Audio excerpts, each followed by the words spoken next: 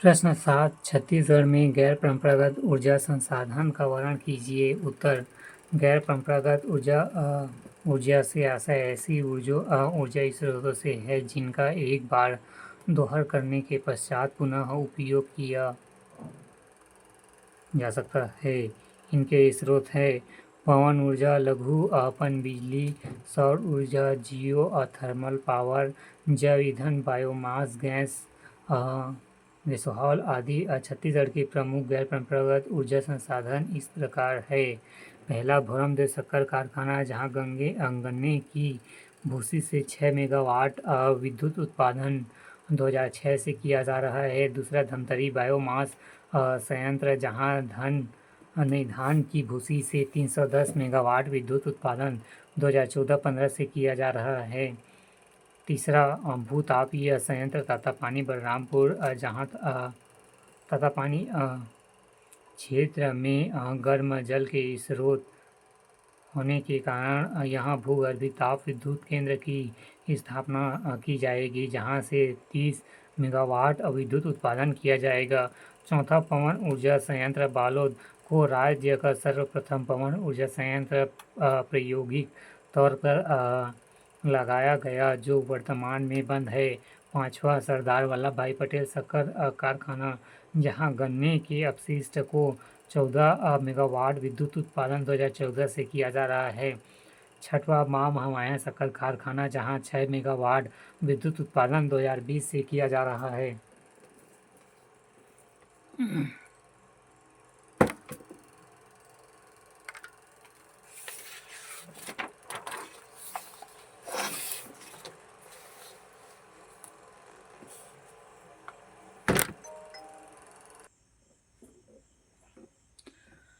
खंड 4 उत्तर की शब्द सीमा 250 अंक 20 प्रश्न 8 छत्तीसगढ़ में लौह अयस्क का उत्पादन एवं विवरण का वर्णन कीजिए। उत्तर वर्तमान में लौह अयस्क खनिज का उपयोग सभी उद्योगों कारखाने में निर्मित वस्तुओं में से किसी न किसी रूप में किया जाता है, अर्थात लौह अयस्क को आधुनिक औद्योगिक सभ्यता का आधार स्तंभ कह सकते हैं।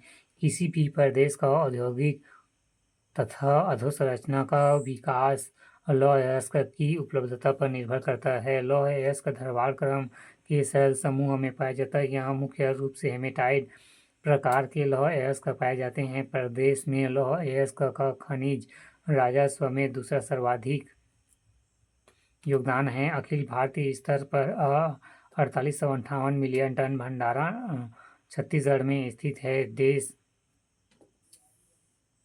के लौह अयस्क में छत्तीसगढ़ का भंडारण 21.52% तथा उत्पादन में 14.8% योगदान रहा। लौह अयस्क का उत्खनन NMDC द्वारा किया जाता है। प्रमुख लौह अयस्क का उत्पादन एवं विवरण क्षेत्र इस प्रकार है। पहला कबीरधाम, एगलामा, चेरिकलामा, चिल्फी घाटी एवं सिंघारी। दूसरा राजनांदगांव, बोरिया टिब्बू, नचनिया, खारा मुआ। तीसरा बालोद, दल्ली राजहरा, डैडी लोहरा,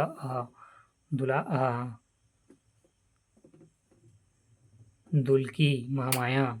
फिर चौथा राबा घाट, आई डोंगरी, चरगांव, मोटा बोदली, हाहा, लद्दी, चमरा,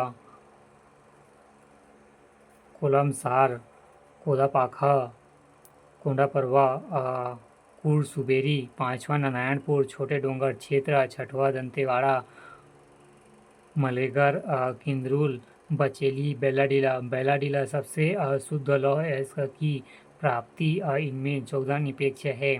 बैलाडीला भारत का सबसे बड़ा मशीनीकृत खान है। लौह अयस्क निरपेक्ष में सबसे समृद्ध जिला दंतेवाड़ा, सातवां महासमुंद, सरगुट्टा भाटा, आठवां गरियाबंद, महुआ, बहल, दंतेवाड़ा। जहां NMDC द्वारा लौह अयस्क का खनन किया जाता है, इसमें विशाखापट्टनम बंदरगाह से जापान को निर्यात किया जाता है। इसकी पहली इकाई 1968 में किरदुल, दूसरी बचेली और तीसरी बैलाडीला में स्थापित किया गया। प्रमुख लौह अयस्क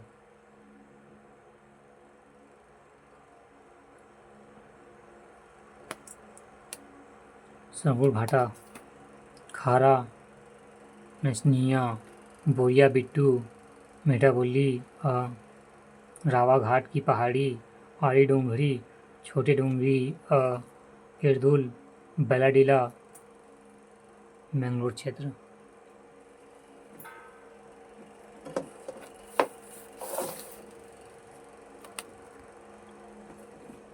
छत्तीसगढ़ लोक सेवा आयोग मुख्य परीक्षा 2014 भाग 3 छत्तीसगढ़ का भूगोल अंक 40 प्रश्न 1 छत्तीसगढ़ की कडप्पा शैल समूह की विशेषता का वर्णन कीजिए।